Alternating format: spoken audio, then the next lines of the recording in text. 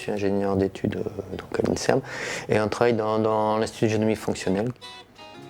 Donc, j'étais électronicien de formation. J'ai eu l'opportunité de rentrer donc à l'INSERM en tant que technicien. J'ai commencé donc dans la vieille fac de médecine à l'époque par mettre au point de l'électronique donc sur des postes d'électrophysiologie.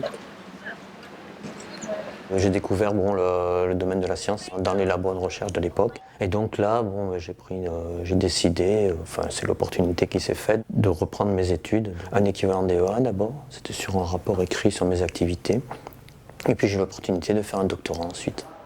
C'est bien qu'il puisse y avoir un ascenseur au niveau de l'INSERM, je trouve que c'est bien qu'on puisse évoluer, quoi. Voilà, ils sont beaux. Ils sont magnifiques. Ce poste, c'est un poste d'électrophysiologie pour permettre des enregistrements sur la drosophile. Ça nous permet de voir le fonctionnement des synapses. Regardez.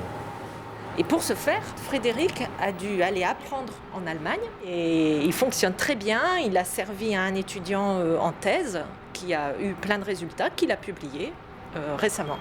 J'essaie d'y apporter de l'intérêt en faisant d'autres petites choses autour et puis en essayant aussi d'aller dans d'autres labos, apprendre des techniques, voir d'autres mondes.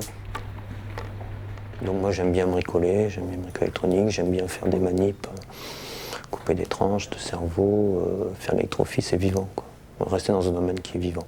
On a un cerveau de rat, on va séparer deux hémisphères pour disséquer l'hippocampe, qui a une forme caractéristique d'un haricot.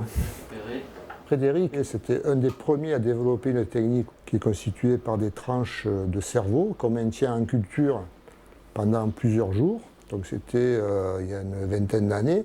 C'était original à l'époque et puis cette technique s'est développée maintenant un peu partout. Ma vie, c'est quand même la tranche d'hippocampe en définitive, donc ça tournait toujours autour de ça, je sais pas pourquoi, c'est comme ça. Donc l'équipe où je travaille, nous on travaille surtout sur les problèmes au niveau de la barrière hémato-encéphalique. Quand il y a rupture ou dégradation de la barrière, il y a des phénomènes, il y a des aggravations, des maladies, surtout l'épilepsie. Et donc on cherche en ce moment, on est là-dessus. Je suis assez modeste, donc je ne pourrais pas vous dire, j'ai découvert telle ou telle chose, quoi. J'ai apporté ma pierre à l'édifice, mes pierres à l'édifice pour faire avancer les choses, quoi. Bon, j'ai vu un ingénieur, hein. Donc non, c'est ma place et puis ça va bien, quoi.